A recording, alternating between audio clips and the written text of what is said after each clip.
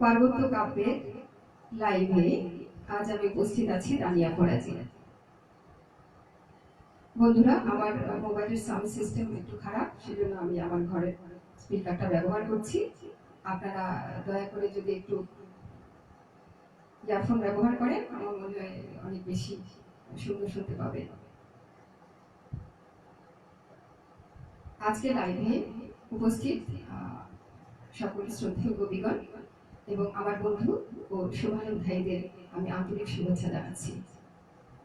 আপনারা সবাই কেমন আছেন? আমার সাউন্ড পরিষ্কার শোনা যাচ্ছে কিনা একটু কমেন্ট করে জানাবেন।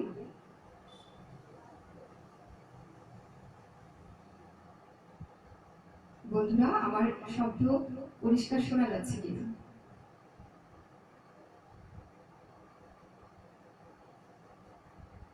মন্তব্য করে একটু জানান। শব্দ পরিষ্কার কিনা।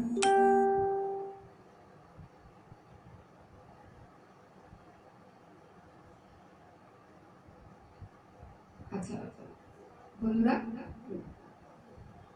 আমি ঠিক বুঝতে পারছি না শব্দটা ক্লিয়ার শোনা যাচ্ছে কিনা।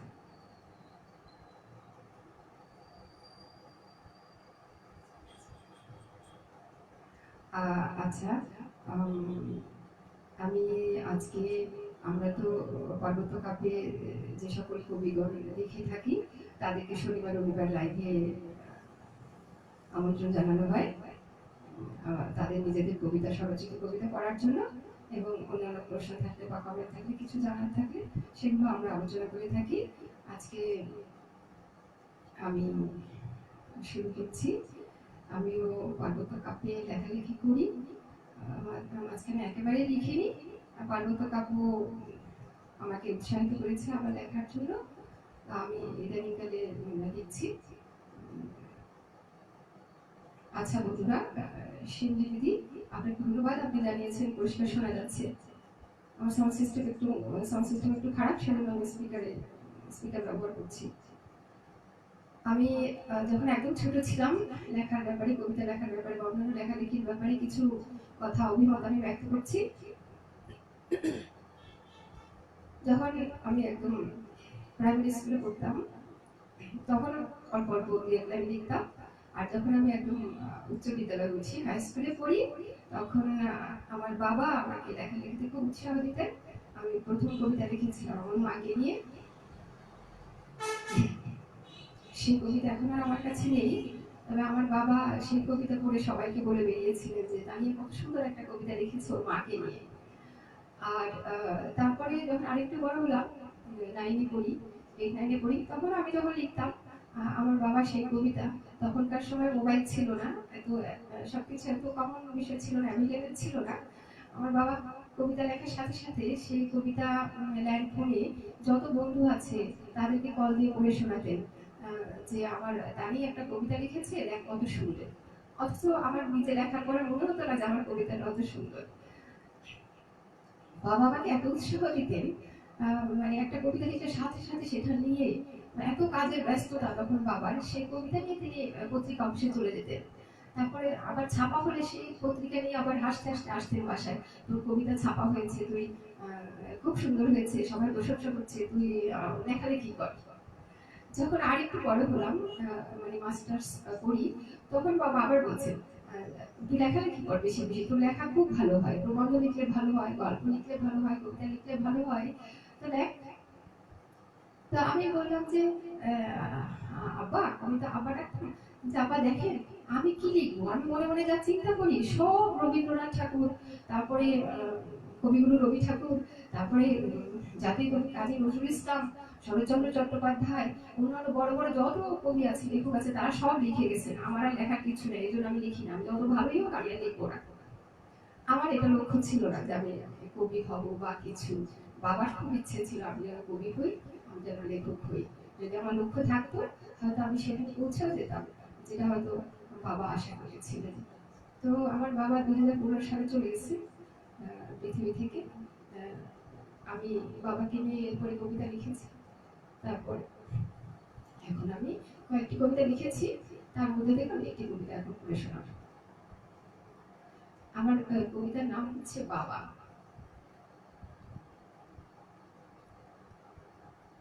আমি সেই একেবারে ছোট্টটি যখন বাবার হাত ধরে চলেছি পথে, ভেবেছি বাবার মতো হব যে কখন। সরল অকপট, ধীর ধৈর্যশীল, তুচ্ছ দ্বন্দ্ব বিরোধ এড়িয়ে সদা অন্যের মতের প্রতি ছিল সহনশীল। জগতে নানা রকম ধর্ম বর্ণ মত, বাবা শেখানো চলতে অবলীলায় ধরে মানবিক পথ। শুনেছি বাবার সেই যুদ্ধে যাওয়ার কথা, দেখেছি বাংলার মানচিত্র, ভেবেছি কেমনে আনলো তারা এদেশের স্বাধীনতা। বলতো সে গণতন্ত্র, সমাজতন্ত্র আর সাম্যবাদ, মানুষ বাঁচে মনুষ্যত্ব রয়ে, যেন শ্রেষ্ঠ সেই মতবাদ। সহজ করে নিতে জীবনের দুঃখ ব্যথা, দিল সে জ্ঞান কত সান্ত্বনা। কাঁদি না তাই ক্ষুদ্র স্বার্থ লাভে অযথা, এই যে জগৎ পথ ঘাট মাঠ তার চেনানো। একা একা হাঁটি বাবা গেল চলে, কোন মন্ত্র বলে গেল না যে তাকে ফেরানো।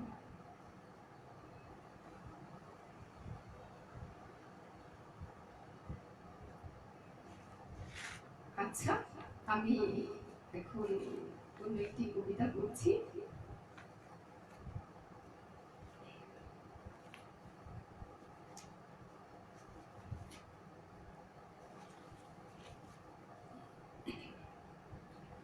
আমি সবসময় লেখাপড়ার সাথে সাথে আমি যে বিষয়টা আরো আমার বেশি, আমার কাছে খুব বেশি মানবিক দিক থেকে যাদের জন্য সবচেয়ে বেশি কাজ করতে আমি খুব আগ্রহী হতাম সবসময়, সেটা ছিল আমার মানে যারা খেটে খাওয়া মানুষ, যারা সমাজকে অনেক কিছু দেয়, তাদের পিঠে চড়ে ফাঁকিবাজরা এবং দুর্নীতিবাজরা বা যারা টাকার পাহাড় করে অল্প শ্রমে, তাদের ওই শ্রমজীবী মানুষ, খেটে খাওয়া মানুষের পিঠে চড়ে তারা অনেক দূর উঠে যায়। কিন্তু শ্রমজীবী মানুষরা করে থাকে সেই নির্মম জীবনে, যেখানে ঠিক মানবিকতা কথাটা এক ধরনের মানে ফাঁকির কথা, সঠতা। আমি সবসময় যেটা ফিল করতাম, যে অনুভব করতাম যে আমার খেটে খাওয়া মানুষের এবং সব মানুষের সমান বসবাসের পরিবেশ সৃষ্টি হোক। তো সেই পরিবেশ সৃষ্টির জন্য অনেক আন্দোলন সংগ্রাম হয়েছে, এখনো চলছে, আগের চেয়ে অনেক উন্নত হয়েছে তাদের অবস্থা। কিন্তু তারপরেও আমি মনে করি এখনো এই পৃথিবীটা সে ততটা মানবিক হয়নি যে আমরা সবাই সমানভাবে বাস করছি। যারা পরিশ্রম করছে তারাও সুন্দরভাবে বাস করছে, তাদের মৌলিক অধিকারগুলো সবগুলো রক্ষিত হচ্ছে, এবং এবং যারা শ্রমজীবী মানুষদের কাজে লাগিয়ে নিজেদের ব্যবসা বাণিজ্য সবকিছুকে অনেক কিছু বড় করে তুলছে, এবং তারা এবং এই খেটে খাওয়া মানুষেরা সবাই একসাথে আমরা মানবিক পরিবেশে সমানভাবে বাস করছি। এখনো আমাদের অনেক ঘাটতি আছে বলে আমি মনে করি, এটা আমি অনুভব করি। সেখান থেকে আমি কিছু কবিতা লিখেছি, তারই একটা কবিতা আমি এখন পড়ে শোনাচ্ছি। আমার এই কবিতার নাম মানুষের প্রেম। মগ্ন ছিলাম একদা, খুঁজেছি সদা, পূর্ণ কোথায় বুঝি বইয়ের পাতায়, কালী মন্দিরে, কাবার ঘরে, গির্জা প্যাগোড়ায়, মন্ত্র জপায়, তসবি গোড়ায়, তারার দেশে, ওই সপ্তাকাশে। অবশেষে আমি ভাবিলাম থামি, দেখিনি তো বহু মানুষের জীবন বন্দি ফানুষে, সদা করুণা যাচ্ছে অমানুষের কাছে। বইছে বোঝা পশ্চাতে যেন তারা কীট জগতের, প্রেমহীন অসার শত বাঁচে পশুর মতো, ক্ষুদ্র স্বার্থ লয়ে ব্যস্ত জীবন ব্যয়, হয় না যথাযথ সভ্য, চেনে কেবল ভবিতব্য। মুক্তি চেয়ে বেড়ায় ছুটে, শোষক খায় যে লুটে, তাদের ব্যথার কথা লেখা তেমন হয় না হেথা। খুঁজি না পুণ্যরে আর মানুষের মাঝে তার ঘর, আছে সামনে পৃথিবী মানুষের জীবন্ত ছবি। যা কিছু আধুনিক দরকারি অধিক, পথ ঘাট শহর বন্দর, কাব্য গাঁথা সুন্দর, মানুষই করল সৃষ্টি, দানিল গভীর দৃষ্টি, প্রতিকূল জগৎটাকে অনুকূলে আনলো ডেকে। তাদের কাছে ঋণী আমার জীবন খানি, তাদের দিয়ে প্রেম সার্থক হোক জনম।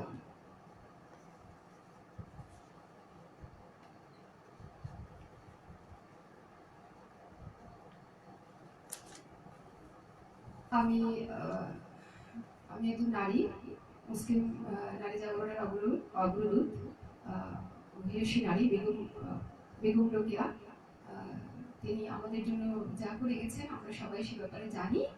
আর আমার কাছে আমার কাছে আমার কাছে কি সবার কাছে উনি অনেক বেশি শ্রদ্ধেয়। এরকম একজন সংগ্রামী নারী, এটা সৃষ্টি হওয়া একটা অভিনব ব্যাপার, অদ্ভুত অসাধারণ এক ব্যাপার। আমি ওনাকে নিয়ে কয়েকটি কবিতা লিখেছি। আমাদের মহিষী নারী, নারী জাগরণের, মুসলিম নারী জাগরণের অগ্রদূত যাকে বলা হয়। শুধু মুসলিম নারী জাগরণ না, ওনার বই, ওনার সবকিছু, ওনার লেখা সবকিছু যদি আমরা পড়ি তবে দেখা যাবে যে উনি সমাজকে মানবিক করার জন্য নারী, যে কোনো দেশ বা যে কোনো সমাজে নারী পুরুষকে সমানভাবে সমান মানবিক সমানভাবে সমান মানবিক অধিকার নিয়ে বাঁচার জন্য উনি অনেক কিছু লিখে গেছেন, যেটা অনেক কিছু করে গেছেন, যেটা মানে আমি কখনো তুলনা খুঁজে পাই না। তো আমি ওনাকে নিয়ে কয়েকটি কবিতা লিখেছি, তার মধ্যে একটি কবিতা আমি এখন এখানে করছি। আমার কবিতাটার নাম হলো আলোর মানুষ তুমি। আধারে যে আলো নিয়ে তুমি দাঁড়ালে সবার আগে, সেই চেতনা নিয়ে নারীকুল চিরদিন যেন জাগে। কাঁটায় কাঁটায় ভরা পথে ছিল অবিচল তোমার চলা, দৃঢ় উন্নত জীবন জয়ের মন্ত্র দিতে তোমার যত বলা। পাষণ্ড পুরুষতান্ত্রিক জঞ্জাল যখন দুহাতে সরালে, নারীর শোষিত জীবন গৌরবে যেন তুমি ভরালে। দেখালে নারী অসাধারণ গুণে মানে পুরুষের সমান, যাদের সমাজ দাসী বানিয়ে বলছে তুমি অসমান। ব্যর্থতার গ্লানি বয়ে যারা ভুলেছে আপন গরিমার জয়, তুমি তাদের শিক্ষার হাতিয়ার দিলে করতে পুরুষতান্ত্রিক দম্ভের লয়। ধন নয়, জ্ঞান মানের জন্য তুমি নারীর করলে ব্যগ্র, তোমার অনুসরণে নারীর চেতনায় মুক্তি আসে শীঘ্র। তোমার লেখনী দিল নারীর স্বাধীন মূল্যবোধের বারতা, পুরুষের নারীরা ভোলালে কোটি যুগের বন্দি জীবনের জড়তা। পুরুষের পদতলে যখন কোটি নারী মূল্যহীন ম্রিয়মান, নিজ মেধায় তাদের বাঁচতে শেখালে, গাওয়ালে আপন জয়গান।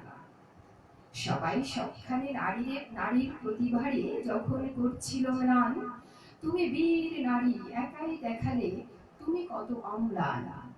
ঘরে ঘরে কুসংস্কারে চির আচ্ছন্ন যখন নারীর শক্তি, তুমি বললে নারী মুক্ত হও ছেড়ে পুরুষতান্ত্রিক সমাজের আসক্তি। তোমার ব্যক্তিত্ব, তোমার চেতনার রূপ চেনে যেন বিশ্ব, পুরুষকুল জাগুক যারা জ্ঞানে গুণে নারীরে করে নিঃস্ব। তাদের আলো দিয়ে গেছো কত যারা বহু কালের শোষিত, তোমার খুঁজে ফিরি তুমি এসো ফিরে, আমরা আজও বৃষিত।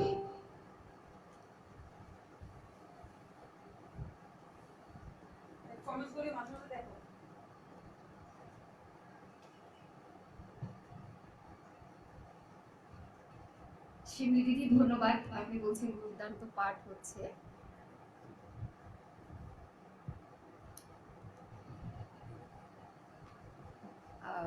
আচ্ছা, এটা বলছি একটু ধীরে পড়ুন। হ্যাঁ, আমি এখন একটু ধীরে পড়বো, সমস্যা নেই। আর এর আগে একজন আমাকে প্রশ্ন করেছেন যে আমি এতদিন কোথায় ছিলাম। অনেকদিন আমাকে মানে ফেসবুকে খুঁজে পাইনি, অনলাইনে খুঁজে পাইনি। তো আসলে আমি গত 3 মাস বিভিন্ন রকম অসুস্থতায় ভুগেছি। স্কুল থেকে ছুটি নিয়েছিলাম। এখন আমি আবার স্কুলে জয়েন করেছি। এখন আপাতত আগের চেয়ে সুস্থ আছি আর ভালো আছি। আপনাদের শুভকামনা, আপনাদের দোয়া আশীর্বাদে আশা করি শারীরিকভাবে মানসিকভাবে সুস্থ থেকে আগামী দিনগুলো সুন্দরভাবে কাটাতে পারবো। ধন্যবাদ।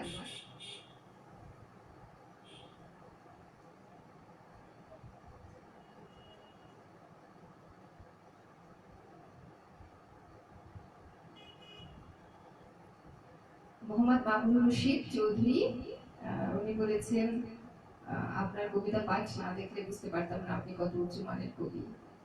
আপনাকে ধন্যবাদ বন্ধু।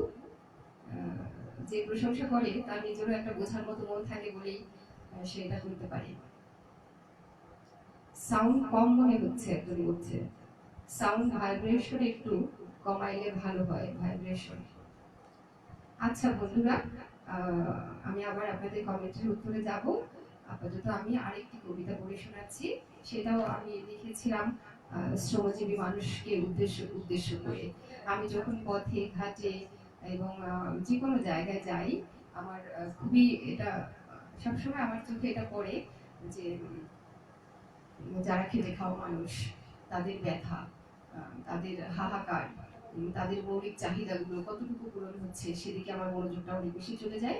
আমি এখন আপাতত আমি কোনো দলের সঙ্গে সরাসরি যুক্ত নেই, আমি একটি সরকারি চাকরি করি সেজন্য, কিন্তু আমি সবসময় এই বিষয়গুলিকে সমর্থন করি যাতে যারা আমাদের সমাজে বিভিন্ন পেশায় জড়িত সবার সমান সমমর্যাদা, সমান অধিকার এগুলো রক্ষিত হোক। তো আমি খেটে খাওয়া মানুষ এবং অন্যান্য যারা সমাজে সম্মানজনক পেশার সঙ্গে আছেন কিন্তু মূল্যায়িত কম হচ্ছেন, আমি তাদেরকে নিয়ে আরেকটি কবিতা লিখেছি। আবার লেখা আমি আরেকটি কবিতা আমি এখন পড়ে শোনাচ্ছি।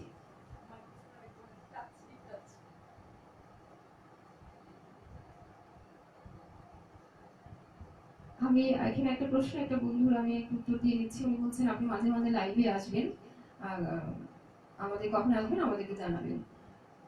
হ্যাঁ বন্ধু, পার্বত্য কাব্য গ্রুপে যুক্ত হওয়ার কারণে খুব গুরুত্বপূর্ণ বিষয় হয়ে গেছে, এখানে কবিদের উপস্থিত হতেই হয়। কিন্তু আমি আসলে মানে সামনাসামনি মানে একদম এভাবে প্রচার মাধ্যমে আসার ব্যাপারে আমার একটু অনীহা আছে।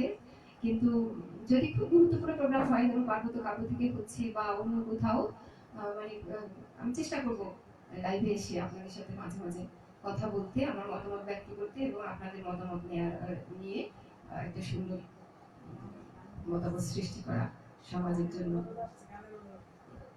আচ্ছা, আমি এখন আরেকটি কবিতা পড়ছি, যেটা আমি শ্রমজীবী খেটে খেটে খাওয়া মানুষ এবং যারা অসহায় মানুষ তাদেরকে নিয়ে লিখেছি।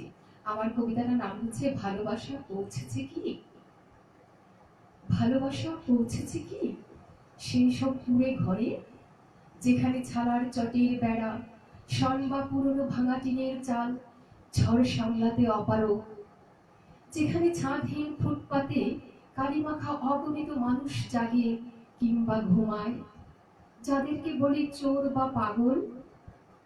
ভালোবাসা পৌঁছেছে কি অল্প টাকায় শ্রম বিক্রি করা শ্রমিকদের মনে, যাদের নুন আনতে পান্তা ফুরোয়, অথবা ঘাম ঝরানো মূল্যহীন রিক্সা চালকদের কাছে, অথবা রোদে পুড়ে কয়লা কৃষকের ঘরে আর জেলেদের কাছে, অথবা অগণিত বস্তিতে যেখানে নিষ্পাপ অগণিত শিশু আর তাদের মায়েরা কোনো রকম একটু খেয়ে বাঁচে, অথবা অল্প টাকার জন্য স্কুল ছাড়া কালিঝুলি মাথা হাতুড়ি চালানো শিশুদের কাছে, অথবা কারো বাড়িতে কাজের লোক হয়ে হয় যারা অত্যাচারিত।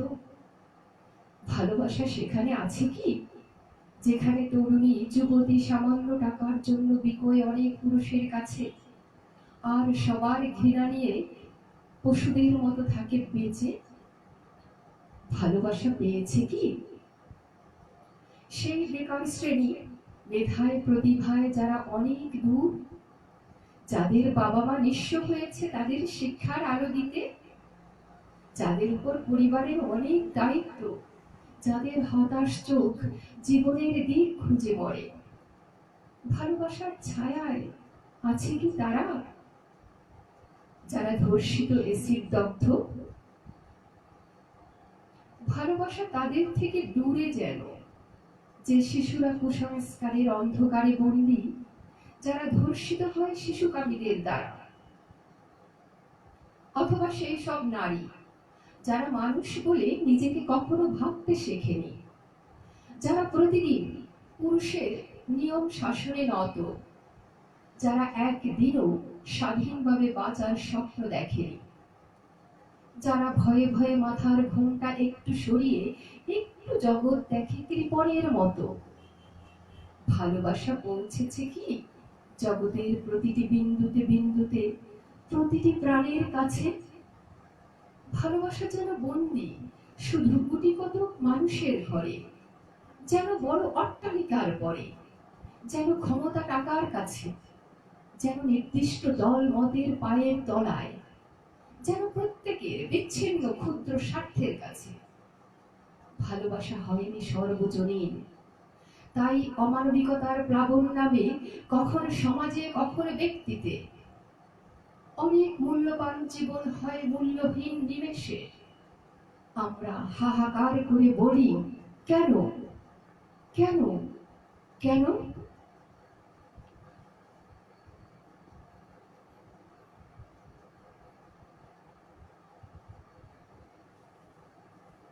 এখানে জুলহাজ কবি নাম একজন বন্ধু বলছেন অসাধারণ কবিতা শুনলাম। আহ, আমার কাছে একটা কথা খুব আমি অনুভব করি এই কবিতাটার ব্যাপারে। কবিতাটা আমার নিজের খুব প্রিয় একটি কবিতা। কারণ কি, আমার কাছে মনে হয় আমার পাশে যদি একটা কুকুর না খেয়ে মরে যায়, আমার মধ্যে যদি ভালোবাসা থাকে, আমি সেই কুকুরটিকে খাবার দেব। কিন্তু আমরা এতগুলো মানুষ এই পৃথিবীতে, কিন্তু এখনো অনেক মানুষ মৌলিক অধিকার অধিকার থেকে বঞ্চিত, যারা সকাল থেকে রাত পর্যন্ত খেটে খায়, যারা অনেক সম্মানজনক পেশা আছে কিন্তু সম্মানই কম পায়, এরকম অনেক জেলে, তারপরে যারা মজদুর, তারপর আরো অনেক রিক্সা চালক, সিএনজি চালক, এরকম আরো অনেক আমরা জানি সবাই। কিন্তু আমাদের সবার মানুষ হিসেবে একটা মানবিক অধিকার আছে, আমাদের মৌলিক অধিকারগুলো যেন রক্ষা রক্ষা হয় রাষ্ট্রীয়ভাবে, সামাজিকভাবে। তো আমাদের যদি ভালোবাসা থাকে কারো প্রতি, সে কুকুর হোক বিড়াল হোক, আমরা সবসময় চাইবো তার প্রাণটা যেন বেঁচে যায়, সে যেন খেয়ে বাঁচে। তো আমরা কিন্তু আমার কাছে এটা মনে হয় যে যে আমাদের যদি ভালোবাসা থাকে যথাযথ, যথেষ্ট, তাহলে আমাদের এই পৃথিবীতে এমন কেউ থাকবে না যারা মৌলিক অধিকার থেকে বঞ্চিত, যারা তাদের মৌলিক অধিকার থেকে বঞ্চিত। তো আমি হয়তো সমাজে নেমে অনেক কাজ করতে পারছি না।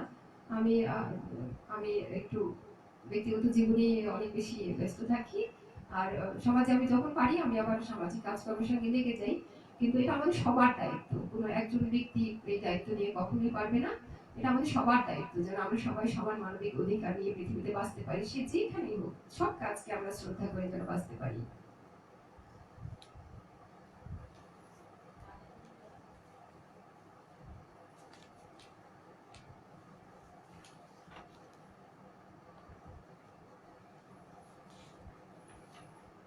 কবিতা জেগে উঠুক মানবতার জয়গান, শুভকামনা।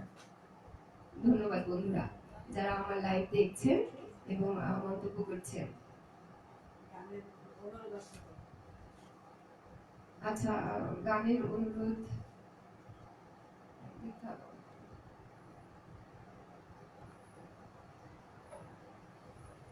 আচ্ছা, কোন এক বন্ধু গানের অনুরোধ করেছেন।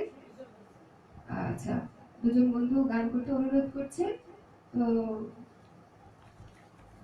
গান কি শোনাবো?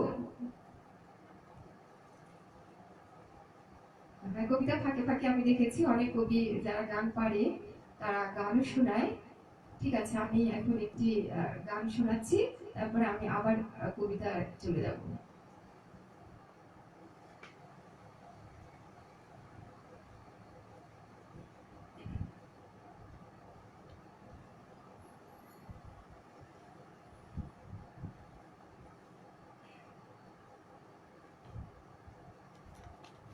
আচ্ছা, গান কি আধুনিক গান বলেছে নাকি আধুনিক গান বলেছে?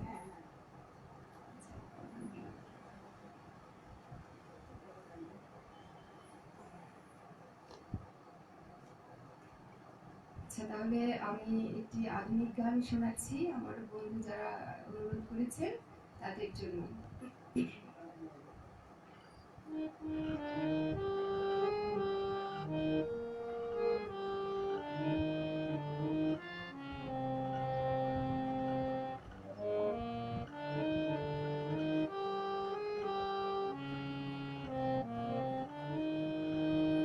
ওই ঝিনুকটা সাগর বেলায় আমার ইচ্ছে করে আমি বন্ধে যাব ঢেউয়ের বেলায় তোমার হাতটি ধরে ওই ঝিনুকটা সাগর বেলায় আমার ইচ্ছে করে আমি বন্ধে যাব ঢেউয়ের বেলায় তোমার হাতটি ধরে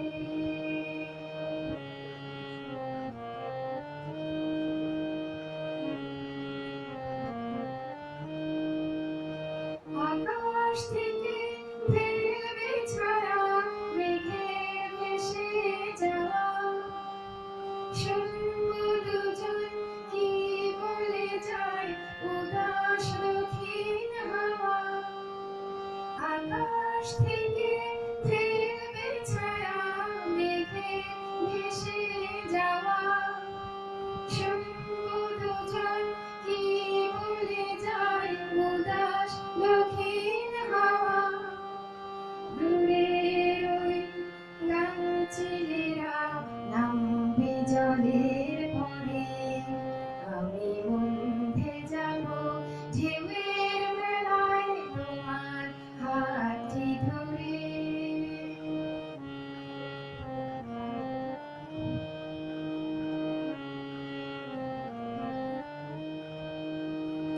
আমার চোখে চোখকে ছুঁয়ে বলবে কথা তুমি পাখির ডানায় দৃষ্টি রেখে শুনবো নীরব আমি আমার চোখে চোখকে ছুঁয়ে বলবে কথা তুমি পাখির ডানায় দৃষ্টি রেখে শুনবো নীরব আমি বুকের সব ইচ্ছেগুলো বাজবে নতুন সুরে আমি বন্ধে যাব ঢেউয়ের বেলায় তোমার হাতটি ধরে ওই ঝিনুকটা সাগর বেলায় আমার ইচ্ছে করে আমি বন্ধে যাব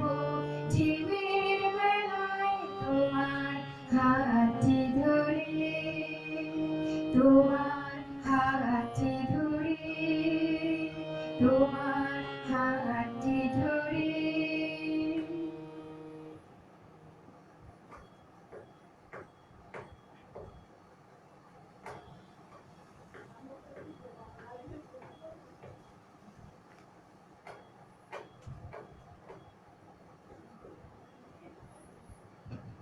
আচ্ছা বন্ধুরা আপনাদের অনুরোধে আমি একটি গান শোনালাম আমি একটা আধুনিক গান গিয়ে শোনালাম আমি আবার কবিতায় চলে যাচ্ছি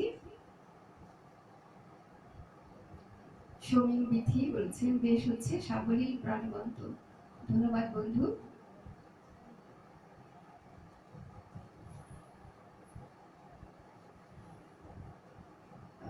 প্রকাশ বিশ্বাস আমি বলছি মধুময় কণ্ঠ আপনাকে ধন্যবাদ একজন বলছেন অপূর্ব শম্পা চট্টোপাধ্যায় চমৎকার কথা বলছেন একজন মোহাম্মদ মামুনুর রশিদ চৌধুরী উনি বলছেন আপনি মানুষ সুন্দর আচ্ছা কমেন্টটা চলে গেল এতগুলো সুন্দর গুণ নিয়ে আপনি আমাদের মাঝে বেঁচে থাকবেন হাজার বছর ধন্যবাদ বন্ধু অনেক ধন্যবাদ আপনাকে আপনি সুন্দর কমেন্ট করছেন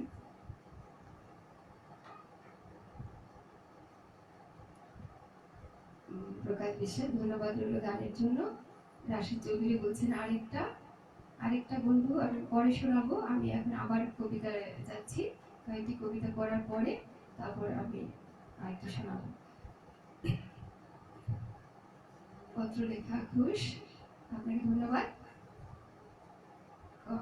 সেগুলি কমেন্ট করছি হেলালুদ্দিন আরেকটা হোক হেলাল ভাই আমি গানের কয়েকটি কবিতা পড়ে একটি কবিতা পড়ে আমি আরেকটি গান গাইব আজিজুল হক লিমন সে বলছে ওয়ান মোর তোমাকে ধন্যবাদ ভাইয়া আমার কমেন্ট পড়ে না কবি মুগা কিন্তু রেজাউল করিম, আমি পড়ছি করছি ভাইয়া, অনেক অনেক ধন্যবাদ।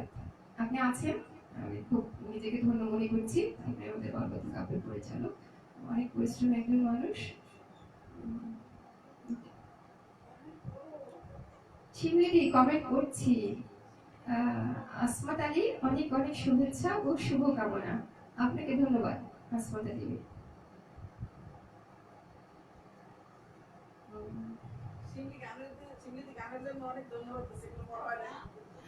ও কমেন্টগুলো উপরে চলে গেছে, এখন গেলে তো অনেক ডিস্টার্ব হয়ে যাবে। আমি আবার পরে শেষের দিকে আমি যাবো। অনেক ভালো লেগেছে, লালুদ্দিন ভাই বলছেন অনেক ভালো লেগেছে। শিমলিদি আপনাকে অনেক ধন্যবাদ, আপনি গানের প্রশংসা করেছেন।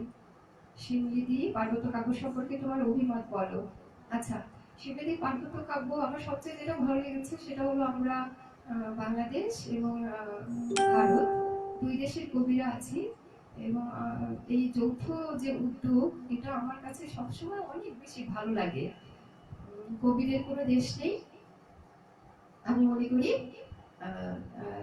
কারণ আমরা কবিরা সবসময় সর্বজনীন ভালোবাসা দিয়ে বিশ্ব বিচার করতে চেষ্টা করি, প্রয়াস চালাই।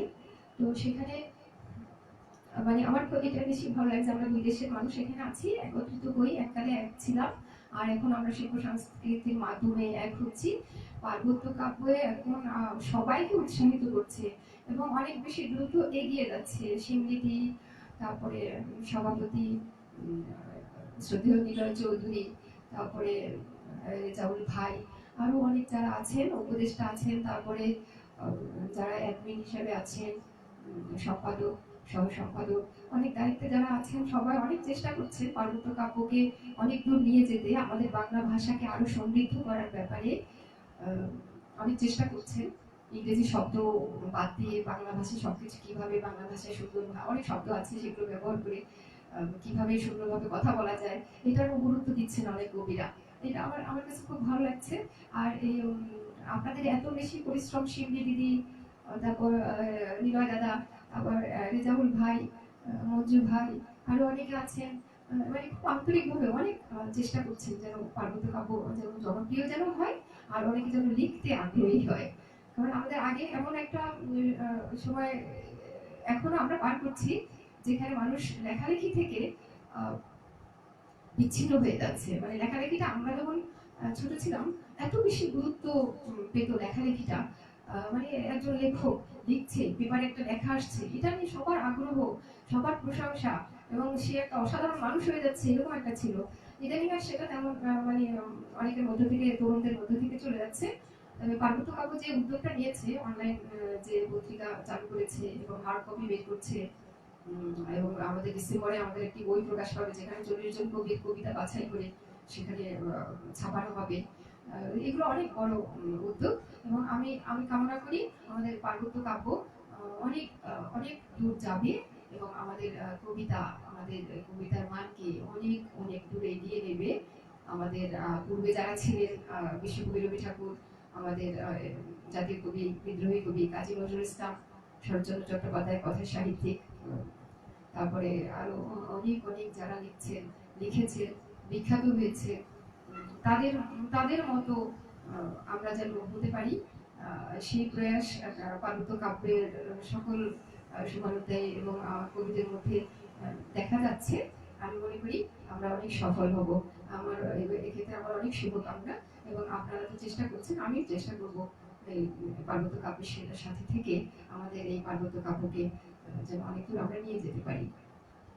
সুবর্ণা মজুমদার খুব ভালো, আর আপনার রীতা চৌধুরী অসাধারণ, আর সুবর্ণা মজুমদার অনন্য উপস্থাপন কবি, রীতা চক্রবর্তী, এর সমস্যা হচ্ছে আমার, তপনা চাকমা দারুণ চালিয়ে যান ম্যাডাম। আচ্ছা, তপনা দিয়ে আমাদের একজন টিচার, রীতা চৌধুরী বাহ দারুণ, রোকে আক্তার, পার্বত্য কাব্যকে আবারও তৃতীয় শুভেচ্ছা, কবি সকল বন্ধুরা একসাথে কবিতা উপভোগ করছি। আচ্ছা, আমাদের আমাদের সব বন্ধু যারা আজকে দেখছেন, এখানে কমেন্ট করছেন, আপনারা অনেক ব্যস্ত জানি, তারপরে যে কবিদের উৎসাহ দেওয়ার ক্ষেত্রে আপনাদের যে মন মানসিকতা, উন্নত মন মানসিকতা, তাকে আমি অনেক ধন্যবাদ জানাই। আপনাদেরকে সবাইকে অনেক ধন্যবাদ। রিপন আলো বড়ুয়া, কবি যখন নিজের কবিতা আবৃত্তি করে চলে গেল।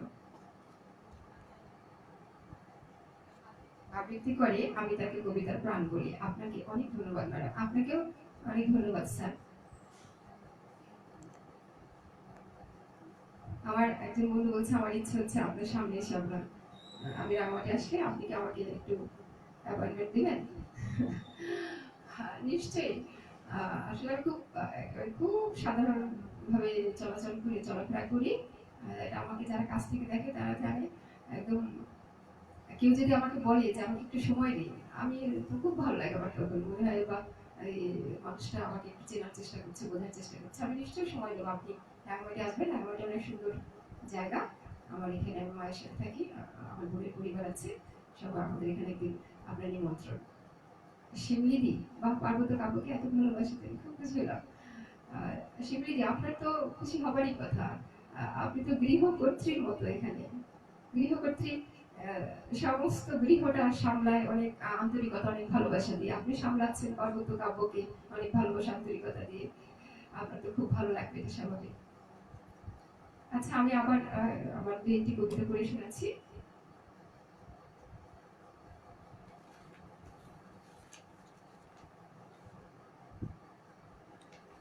আচ্ছা,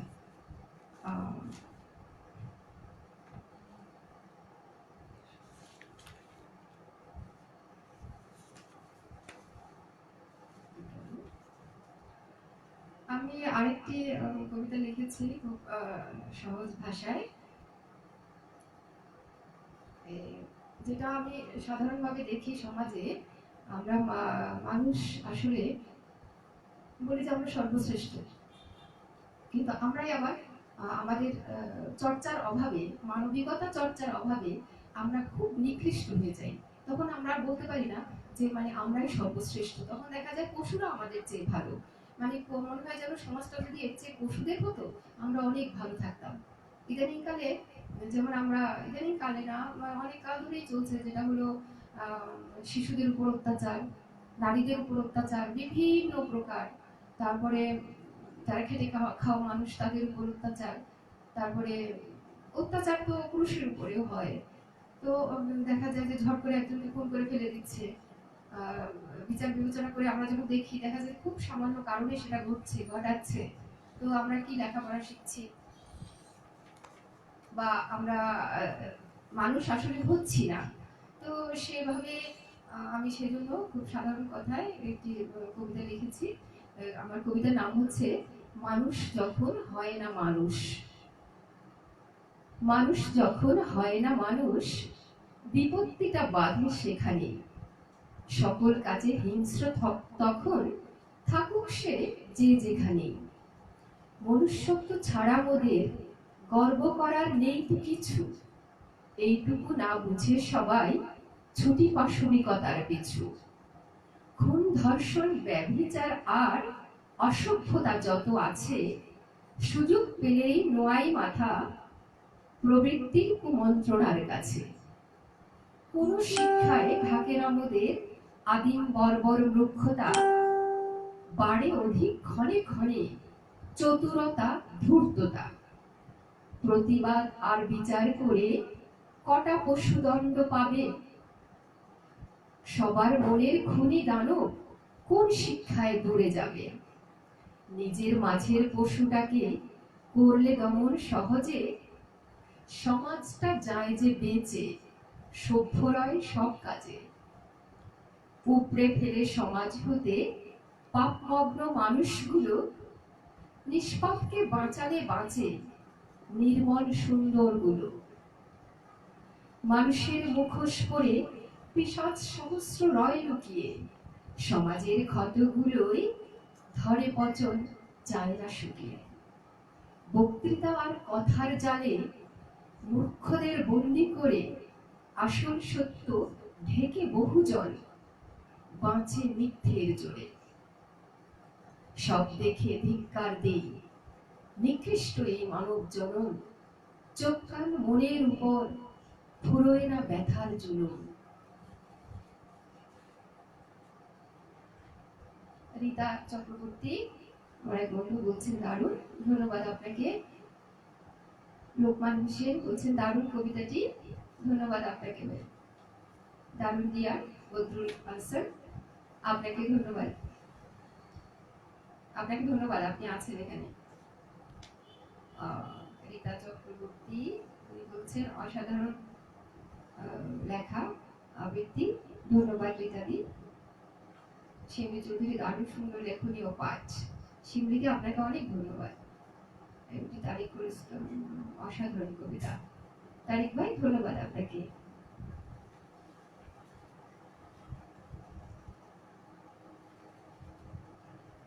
টাইম কত যাচ্ছে? আমার এখানে টাইম হচ্ছে না।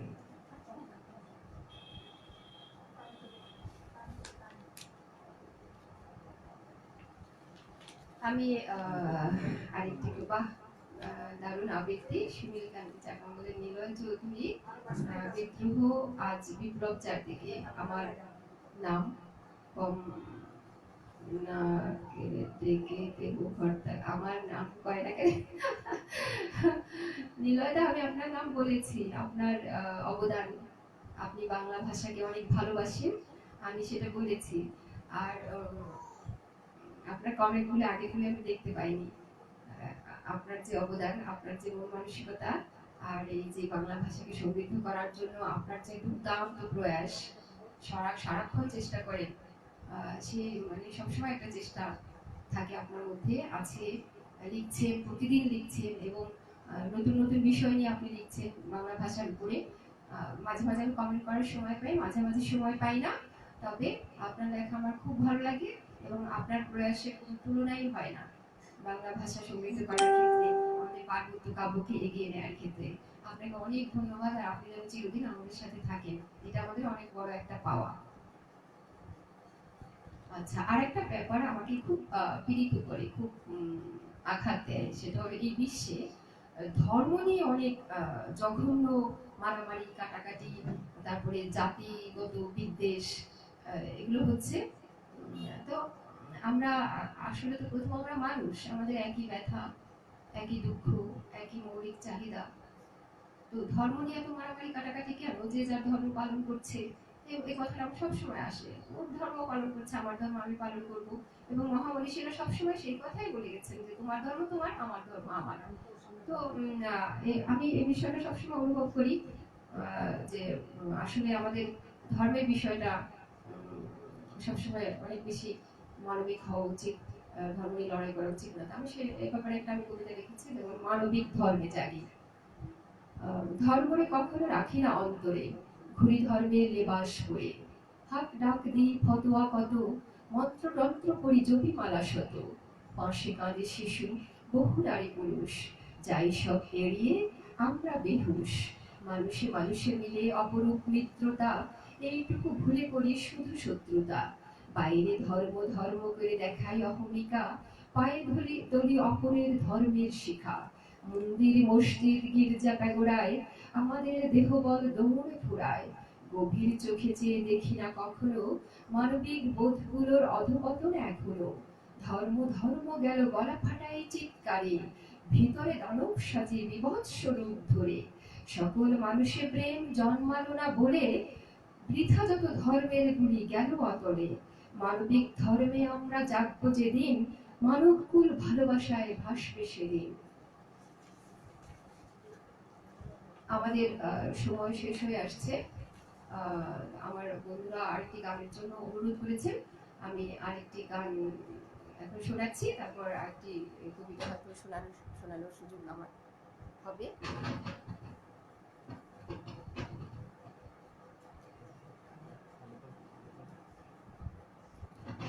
হ্যাঁ, আমি একটি আমি এখন একটি রবীন্দ্রসঙ্গীত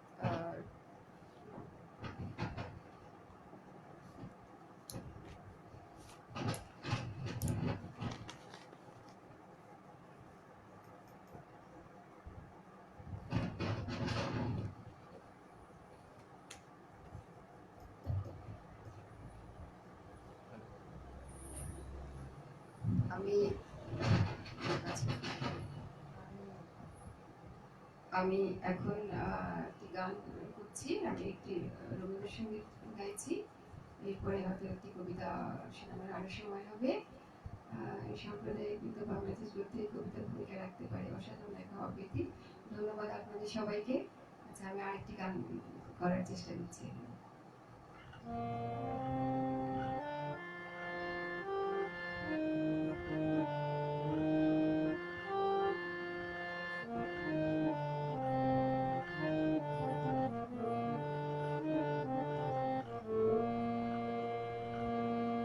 সকাল তরে ওই কাঁদিছে সকলে, শোনো শোনো পিতা, কহ গানে গানে, শোনাও প্রাণে প্রাণে মঙ্গল বারতা। কহ গানে গানে, শোনাও প্রাণে প্রাণে মঙ্গল বারতা। কহ গানে গানে, শোনাও প্রাণে প্রাণে মঙ্গল বারতা। সকাল তরে ওই কাঁদিছে সকলে, শোনো শোনো পিতা, কহ গানে গানে, শোনাও প্রাণে প্রাণে মঙ্গল বারতা।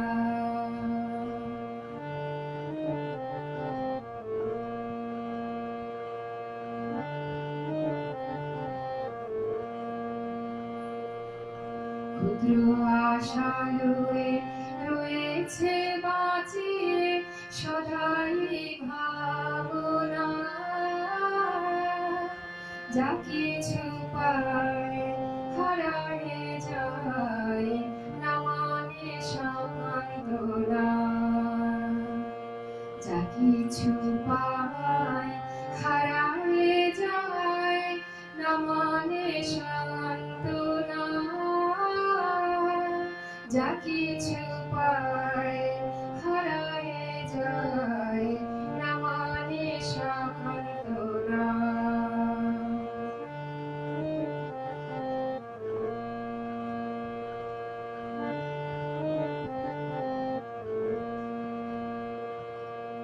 সুখ আসে দেশে দেশে, বেড়ায় কাতুরে, মরিচিকা ধরিতে চায় এ মরু প্রান্তরে। মরিচিকা ধরিতে চায় এ মরু প্রান্তরে। মরিচিকা ধরিতে চায় এ মরু প্রান্তরে।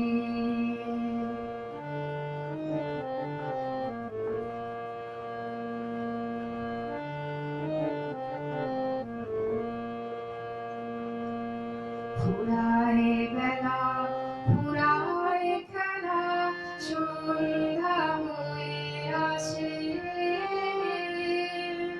কাঁদে তখন আকুল মন, কাঁপে তরাসে।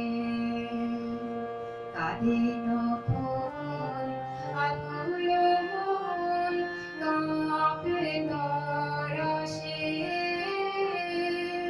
কাঁদে তখন আকুল মন, কাঁপে তরাসে।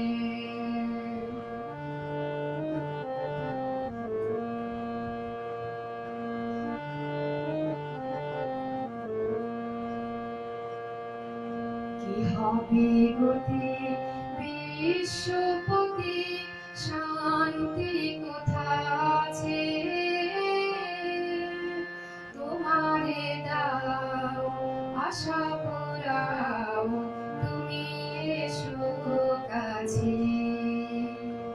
তোমারে দাও আশা পোড়াও, তুমি এসো কাছে।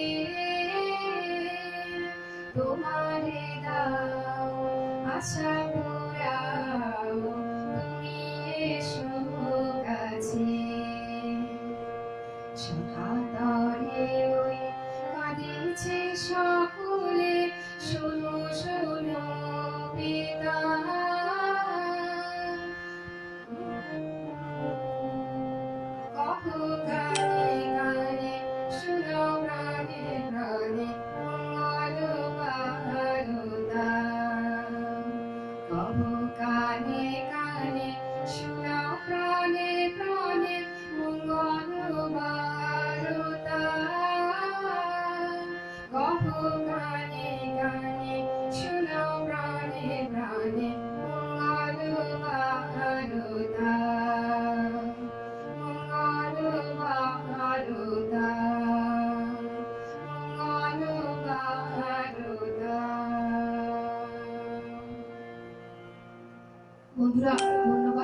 কমেন্ট খেয়াল করতে গিয়ে গান একটু থেমে গিয়েছিল।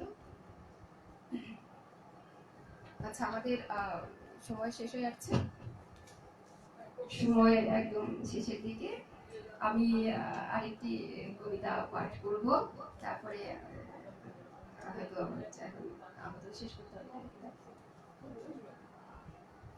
আচ্ছা, আমি ইদানিংকালে বাংলাদেশের কন্টেন্ট ফাউন্ডেশন আছে, আমি সেখানে একটা 4 দিনের কোর্স করেছিলাম। সেখানে আমাদের যিনি গুরুজি, গুরুজির ওখানে আমার গুরুজির কথা খুব ভালো লেগেছে। আর গুরুজির যে প্রেরণা, ইতিবাচক কথা, যেমন আমরা যখন খুব বেশি ভেঙে পড়ি, জীবনে ব্যর্থ হয়ে যাই কোনো ক্ষেত্রে, তখন আমরা খুব বেশি ভেঙে পড়ি, মনে করি আর আমার বের হওয়ার সময় নেই, আমি ব্যর্থ হয়ে গেছি, আর পারবো না। তো গুরুজি আমাদের 4 দিন লেকচার দিলেন, এবং আমার ওনার লেকচার এত ভালো লেগেছে যে মানে আমার জীবনে সবারই সমস্যা থাকে, আমারও অনেক অনেক সমস্যা যাচ্ছে, জটিল অবস্থার মধ্যে দিয়ে যাচ্ছি। কিন্তু আমার গুরুজির লেকচার শোনার পরে মনে হলো এত সমস্যা, কিন্তু আমি পারবো না, এই কথাটা আমার মাথা থেকে একদম চলে গেল। মানে এত সুন্দর করে উনি এত ইতিবাচক কথা বলে উনি আমাদেরকে মানে শিক্ষা দিয়েছেন, অনেক কোটি কোটি সুন্দর ইতিবাচক উদাহরণ দিয়েছেন। আমি আমার সব বন্ধুদেরকেই বলবো ইতিবাচক চিন্তা করতে। এবং আমি গুরুজিকে নিয়ে সেখান থেকে ফেরার পর একটি কবিতা লিখেছি, আমি সেই কবিতাটি এখন পাঠ করছি। আমার কবিতার নাম গুরুজি। গুরুজি যেন দিলেন অনন্ত আকাশ, জীবন শীঘ্র নিতে নির্মল নিঃশ্বাস, মুক্তি পানে ধাবিত দিশাহারা পথগুলো, ক্লান্তি ভুলে উড়ায় শুধু শান্তির ধুলো। জীবনের হিসেব নিয়ে যত অঙ্ক কষা, সূত্র মতো মিলে যাওয়ার পেল ভরসা। মনোজগৎ যত রকম হয় বিকশিত, তত রকম বাণীতে তিনি করলেন দীক্ষিত। তার সহজ সুন্দর যত ইতিবাচক কথা, ভোলালো বহুকালের রাশি রাশি ব্যথা। আধার জীবনে আজ তাঁর দেয়া আলো, জগতে বেঁচে থাকার শত প্রেরণা হলো। তৃষ্ণা মেটালেন তিনি স্ফটিক জলে, নেতিবাচক চিন্তা সব গেল অতলে। গুরুজির অহিংস অসাম্প্রদায়িক মন, মানবতা বাঁচাতে হোক সবাই তাঁর মতন। প্রাণ তার ভরা অফুরন্ত মণিমাণিক্যে, সভ্যতাকে ডাকেন তিনি মানবিক ঐক্যে। বেঁচে থাকা তাঁর সবার তরে মঙ্গলময়, তাকে ছুঁয়ে সার্থক হোক অনন্ত সময়। আমি আমার সব বন্ধুদেরকে অনুরোধ করবো নেতিবাচক চিন্তা বাদ দিয়ে ইতিবাচক চিন্তা করতে, তাতে নিজের এবং সমাজের সবারই মঙ্গল হয়।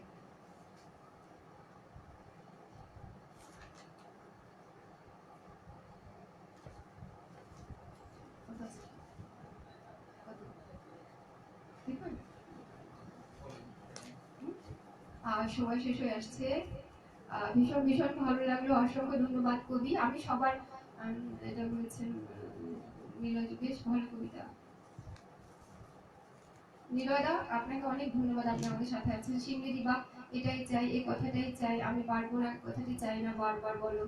আমি সিমলি দিয়ে আপনাকে ধন্যবাদ, আপনি বুঝতে পেরেছেন। আর আমি আরেকটি ছোট কবিতা, আমি আমার এক বন্ধুকে নিয়ে লিখেছিলাম, আমি সেই কবিতাটি এখানে পাঠ করছি, পাঠ করে আমি হয়তো আমার টাইম শেষ হয়ে সময় শেষ হয়ে যাবে। আমার কবিতাটির নাম ছিল মনের ব্যথা। বন্ধু গো, নীল আকাশের সবটা নয় তোমার আমার, পাখিদের দল মানুষের দল ওটা আসলে সবার। ভালোবাসাবাসি কাছে আসা আসি রেখে দিই মনের গভীরে, দিক নেই পথ নেই যেন, আত্মহারা মন গভীর আধারে। বন্ধু, জীবন নয় মোটেও সরল তোমার কবিতার মতো, জরাজীর্ণতা কত ব্যর্থতা, জমেছে জটিল ব্যথা শত। পথ খুঁজে খুঁজে মরি হতাশায়, আরো সব যেন ফুরালো, স্বপ্নগুলো আমায় অথর্ব বলে বিমর্ষ হয়ে মুখ ফেরালো। মনের মৃত্যু না হয় যেন তাই, জয়ের মন্ত্র শোনালে বন্ধু, দুঃসহ কষ্টগুলো পথে ফেলে সুখ কুড়াই বিন্দু বিন্দু।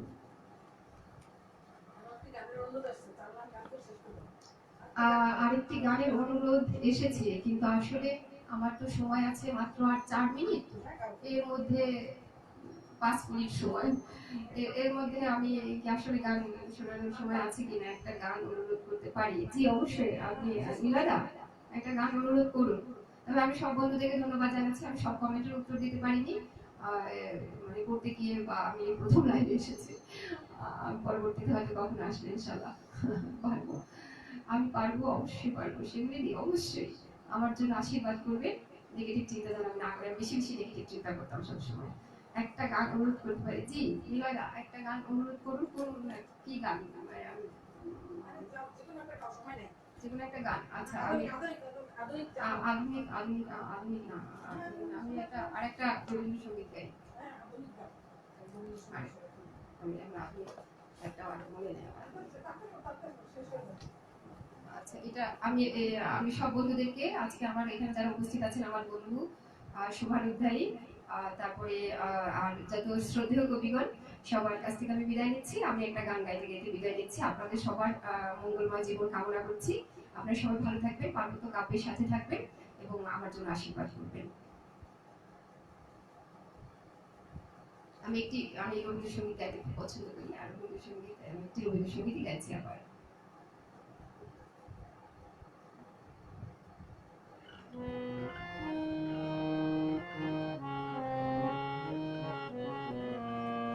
বরিশধরা মাঝে শান্তির বাগানে, বরিশধরা মাঝে শান্তির বাড়ি, সুস্থ হৃদয় লয়ে আছে দাঁড়াইয়ে, সুস্থ হৃদয় লয়ে আছে দাঁড়াইয়ে, ঊর্ধ্বমুখে নরনারী,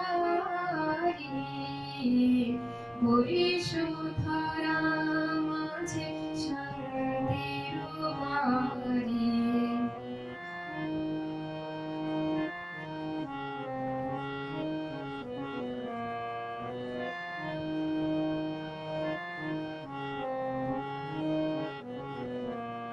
কেন এ হিংসা দেশ, কেন এ ছদ্মবেশ, কেন এ মান-অভিমান,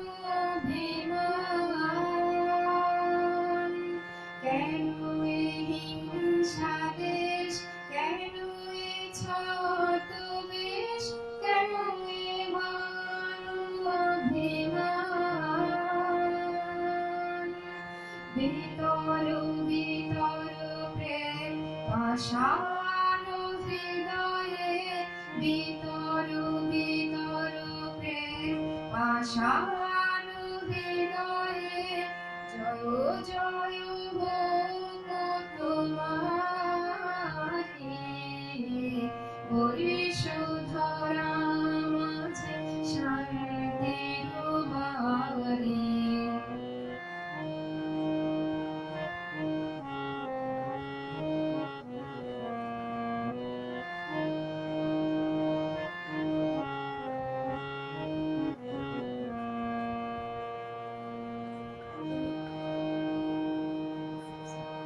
আচ্ছা আমি এই গানের প্রথম প্যারা আর লাস্ট প্যারাটা গাইলাম। আমার এই গানটা খুব ভালো লাগে, মানে পৃথিবী থেকে হিংসা বিদ্বেষ সবকিছু দূর হয়ে যাক, আমি সেই কামনা করি। আর আমার বন্ধু, আমার শুভানুধ্যায়ী সকল শ্রদ্ধেয় কবিগণ এবং বিশ্বের সকলে খুব শান্তিতে থাকুক, ভালো থাকুক, আমার জন্য সবাই আশীর্বাদ করবেন। আজকের মতো আমার লাইভের সময় শেষ হয়ে যাচ্ছে, আবার কখনো দেখা হবে আপনাদের সাথে, এবং আপনাদেরকেও আমি দেখবো, সেই আশা নিয়ে, সেই আকাঙ্ক্ষা নিয়ে আমি আজকে বিদায় নিচ্ছি। ধন্যবাদ সবাইকে, শুভরাত্রি।